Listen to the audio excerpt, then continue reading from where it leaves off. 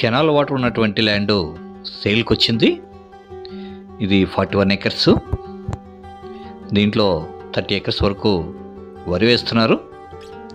Red soil land. భీమా నది నుంచి దీనికి కెనాల్ ద్వారా వాటర్ వస్తుంది. అలాగే బోర్లు కూడా ఉన్నాయి. 2 బోర్లు ఉన్నాయి. మంచి వాటర్ ఉంది. ఫుల్ వాటర్ ఉండటం వల్ల దీంట్లో వరి వేసుకోవచ్చు. మళ్ళా కొంత తోటలు కూడా వేసుకోవచ్చు.